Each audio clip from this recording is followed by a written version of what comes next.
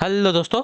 Good evening, नमस्कार। आप सभी का स्वागत है आप सभी के अपने यूट्यूब चैनल परीक्षा की शिक्षा में। आशा करता हूँ कि आप सभी जो है कुशल मंगल में अपनी तरफ से तैयारी है बढ़िया तरीके से कर रहे हैं। तो जो बच्चे क्लास में फर्स्ट टाइम है, पहली बार आए नए हैं, उन सभी को बता दिया हमारे चैनल पर जो है आपकी बीएड परीक्षा 2025 की जो आपकी तैयारी साथ रेगुलर बेसिस पे करवाई। तो जिसे भी तैयारी पूरी करनी है, कंप्लीट करनी है, चैनल को सब्सक्राइब करके हमारे साथ जुड़ जाएंगे। उसके बगल जो बेल आइकन देगा आप लोग उसको भी ऑन कर लेंगे। ठीक है, क्लास का समय सभी को पता है। जीके जीएस की जो क्लासेस सुबह 10 बजे, रीजनिंग की जो क्लासेस दोपहर को 1 बजे, कला की जो क्लासेस शाम को 4 बजे, हिंदी की जो क्लासेस शाम को 7 बजे आपको हमारे चैनल पर देखने को मिलती है। इसी टाइम पर क्लासेस से जुड़ना है, तैयारी को पूरा और कंप्लीट करना है। नीचे डिस्क्रिप्शन जो इंस्टाग्राम और टेलीग्राम का लिंक मिलेगा, तो इंस्टाग्राम पे हमें फॉलो कर लेंगे और टेलीग्राम चैनल को जाकर ज्वाइन करेंगे। टेलीग्राम चैनल पर डेली बेसिस पे क्लास का अपडेट मिल जाएगा। बाकी जो अपडेट है क्लास के रिगार्डिंग आपको टेलीग्राम चैनल के माध्यम से मिलेगा, तो आप लोग जो है उसको ज्वाइन करके रखें। तो चलिए क्लास स्टार्ट करेंगे बिना किसी देरी के। एक एक क्वेश्चन को ध्यान से अच्छे से देख के उत्तर देने की कोशिश करते हुए आगे बढ़ेंगे। और स्टार्ट करने से पहले जिसने अभी तक देखिए क्लास को लाइक नहीं किया, क्लास को लाइक करेंगे, क्लास को अपने दोस्तों का शेयर करेंगे। जिसने अभी तक चैनल को सब्सक्राइब नहीं किया, चैनल को सब्सक्राइब भी कर देंगे। मानक हिंदी का विकास किस बोली से हुआ है बताइए। मानक हिंदी का विकास जो है किस बोली से हुआ है, तो आपका राइट आंसर हो जाएगा खड़ी बोली से। ऑप्शन नंबर सी आपका राइट आंसर होगा। ठीक है, क्लियर हो गया इसके बारे में। क्लियर सभी को, मानक हिंदी का विकास जो है आपका खड़ी बोली से हुआ। ऑप्शन नंबर सी आपका यहाँ पे राइट आंसर होगा। ठीक, क्लियर है सभी को यहाँ तक। मानक हिंदी का तात्पर्य हिंदी के मानक स्वरूप से है, जिसका शिक्षा आदि कार्यों में व्यवहार किया जाता है। अगले क्वेश्चन की तरफ बढ़ेंगे, ध्यान से देखेंगे। आपका 52 नंबर, वर्तनी की दृष्टि से इनमें अशुद्ध शब्द क्या बताइए। वर्तनी की दृष्टि से इनमें अशुद्ध शब्द कौन सा है, तो वर्तनी की दृष्टि से इनमें से अशुद्ध शब्द जो दिया गया है यानी। यानी आपका अशुद्ध शब्द हो जाएगा। ठीक है, यानी नहीं होता है, यानी होता है। ठीक है, ये वाला। ठीक है, सूची शुष्क सभी सही दिए गए हैं। अपना है निम्नलिखित में से सही वर्तनी का चयन कर दिया। ठीक है, यहाँ पे भी हमें सही वर्तनी बताना है। तो कृत्रिम, कृत्रिम को वर्तनी जो ऑप्शन नंबर ए दी गई है आपके यहाँ पे शुद्ध है, कृत्रिम। ठीक है, जिसका अर्थ होता है मानव द्वारा निर्मित या बनाया हुआ। अगला क्वेश्चन आपका है 54 नंबर, निम्नलिखित में से सही वर्तनी का चयन करना है यहाँ पे। ठीक है, सही वर्तनी इसमें से हमको चयन करनी है। सही वर्तनी कौन सी हो जाएगी, तो निर्धारित। निर्धारित को ऑप्शन जो दी गई है ए वाली आपकी शुद्ध है साथियों। ठीक है, निर्धारित के ऑप्शन बताइए जो ऑप्शन नंबर ए दी गई है आपकी शुद्ध हो जाएगी। ठीक, अगला क्वेश्चन है 55 नंबर, यह वर्ड का उच्चारण स्थान क्या है, तो यह वर्ड का उच्चारण स्थान आपका यहाँ पे तालु होगा। ऑप्शन नंबर बी आपका राइट आंसर होगा। ठीक है, यह वर्ड का उच्चारण स्थान आपका तालु है, तो ऑप्शन नंबर बी आपका राइट है। अगले क्वेश्चन की तरफ बढ़ेंगे, आपका है 56 नंबर, इया वर्ड का उच्चारण स्थान क्या है, तो इया वर्ड का उच्चारण सबका देखा जाएगा साथियों, तो आपका यहाँ पे हो जाएगा तालु। ठीक है, क्लियर सभी को, तो जो ऑप्शन नंबर ए दिया गया आपका राइट आंसर है। क्लियर है। अगले क्वेश्चन की तरफ बढ़ते हैं, आपका है 57 नंबर, जिस संज्ञा में केवल एक ही व्यक्ति का बोध होता है उसे क्या कहते हैं, तो जिस संज्ञा में केवल एक ही व्यक्ति का बोध होता है उसे आपका व्यक्तिवाचक संज्ञा कहते हैं। ऑप्शन नंबर बी आपका राइट आंसर हो जाएगा। ठीक है, क्लियर होगा इसके बारे में। जिन संज्ञा शब्दों से किसी वस्तु, व्यक्ति, स्थान का बोध होता है वो आपका व्यक्तिवाचक संज्ञा कहलाती है। क्लियर है। अगले क्वेश्चन की तरफ बढ़ेंगे, ध्यान से देखें। आपका है 58 नंबर, जिन संज्ञा में उस द्रव्य या पदार्थ का बोध होता हो क्या कहलाती है। जिन संज्ञा शब्द में उस द्रव्य या पदार्थ का बोध होता है उसे क्या कहते हैं, तो उसे आपका कहते हैं साथियों हम, आ गया द्रव्यवाचक संज्ञा। ऑप्शन नंबर सी राइट हो जाएगा। ठीक है, क्लियर से को इसके बारे में। चलिए अगले क्वेश्चन की तरफ बढ़ेंगे, ध्यान से देखेंगे। आपका अगला क्वेश्चन क्या है 59 नंबर। ठीक है, बड़ा घर छोटा आदमी नीला वस्त्र में विशेष से कौन सा है,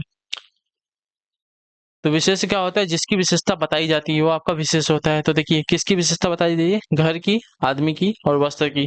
तो ये सभी आपके क्या हो जाएंगे, घर, आदमी, वस्त्र आपके क्या हो जाएंगे, विशेष हो जाएंगे। ऑप्शन नंबर सी आपका राइट आंसर हो जाएगा। ठीक है, क्लियर सभी को इसके बारे में।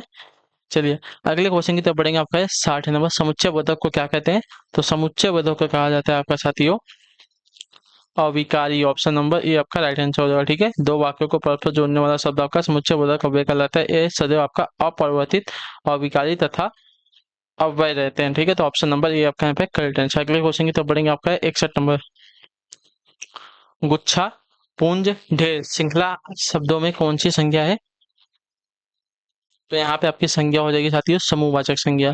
गुच्छा, पुंज, ढेर श्रृंखला शब्दों में जब आपकी समूहवाचक संज्ञा होती है तो ऑप्शन नंबर सी आपका यहाँ पे राइट आंसर। जिन संज्ञा शब्दों से व्यक्ति या वस्तु के समूह का बोध हो वो आपका समुच्चय वाचक संज्ञा कर लेते हैं, कहते हैं उसको। ठीक है, अगला क्वेश्चन आपका है 62 नंबर। मीरा जोर से हंसी, यह वाक्य किस क्रिया का समुचित उदाहरण। मीरा जोर से हंसी, यह वाक्य किस क्रिया का समुचित उदाहरण है, तो इसका राइट आंसर आपका हो जाएगा साथियों अकर्मक क्रिया का। ऑप्शन नंबर ए आपका यहाँ पे राइट आंसर होगा। ठीक है, मेरा जो सही यह जो है वाक्य अकर्मक क्रिया का समुचित उदाहरण ऐसी क्रियाओं जिसका प्रभाव कर्ता पर पड़े तथा उसके संपादन हेतु कर्म की आवश्यकता न हो, वाक्य अकर्मक क्रिया कहलाती है। ठीक है, यहाँ हंसने का प्रभाव जो है केवल मीरा यानी कि कर्ता पर पड़ रहा है, अतः यह आपकी अकर्मक क्रिया हो जाएगी। ठीक है, जहाँ कर्ता स्वयं कार्य न करके किसी और को प्रेरित करता है उसे आपका प्रेरणात्मक क्रिया कहते हैं, ये बात याद रखिएगा। ठीक है, जब क्रिया के संपादन में कर्म आवश्यक हो तो आपका सकर्मक क्रिया होती है। जब जब दो कर्म जब दो कर्म की आवश्यकता हो वहां आपका द्विकर्मक क्रिया होती है। ठीक है, अगले क्वेश्चन की तरफ पढ़ेंगे, ध्यान से देखें। 63 नंबर।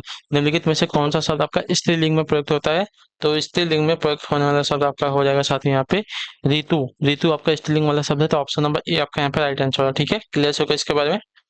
चलिए अगले क्वेश्चन की तरफ बढ़ेंगे, ध्यान से देखें। 64 नंबर है। कौन सा शब्द आपका पदार्थवाचक संज्ञा, बताइए कौन सा शब्द आपका जो है पदार्थवाचक संज्ञा के अंतर्गत आएगा, तो पदार्थवाचक संज्ञा के अंतर्गत आपका जो दिया गया है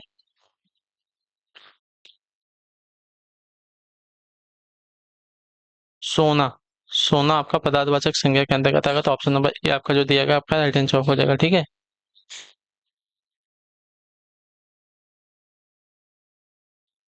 चलिए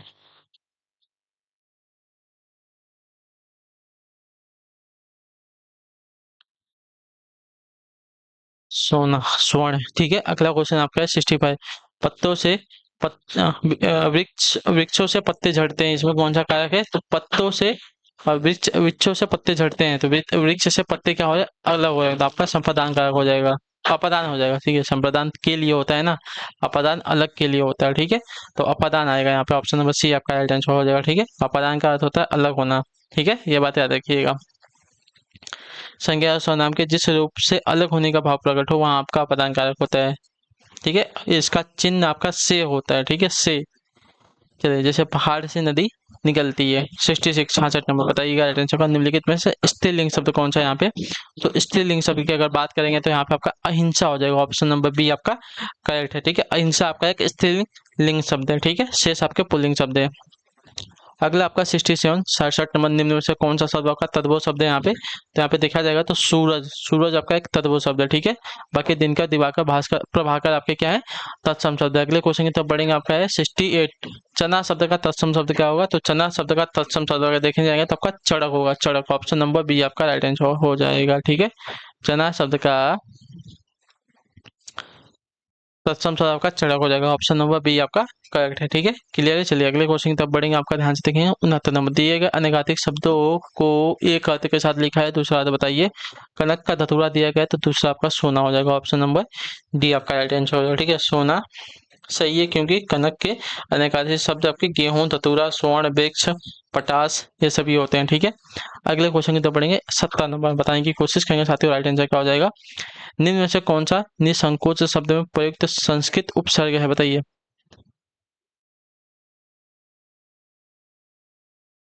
चलिए जल्दी से उत्तर दीजिए।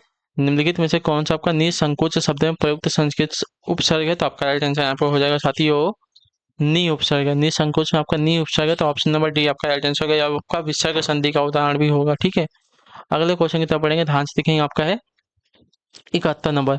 निम्न में से कौन सा अ उपसर्ग से बना शब्द, बताइए निम्न में से कौन सा आपका अ उपसर्ग से बना शब्द है, तो अ उपसर्ग से बना शब्द अगर देखा जाएगा तो यहाँ पे अनाथ हो जाएगा, ऑप्शन नंबर डी आपका राइट है। ठीक है, अनाथ आपका अ उपसर्ग से बना शब्द हो जाएगा। क्लियर होगा इसके बारे में।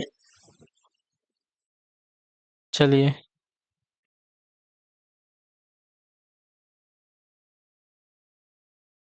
अ उपसर्ग से बना शब्द आपका अनाथ हो जाएगा। ठीक, अत्याचार में अति उपसर्ग है, अध्यादेश में अति उपसर्ग है, अपवाद में आपका अप उपसर्ग है। ठीक है, अनाथ में आपका अ उपसर्ग है खाली। सच्चिदानंद का सही संधि विग्रह क्या होगा, तो सच्चिदा का सत्य धन चित्त धन आनंद होता है, ऑप्शन नंबर बी वाला आपका राइट आंसर होगा। आधा त आधा त। ठीक है, सत्य में आधा त, चित्त में आधा त।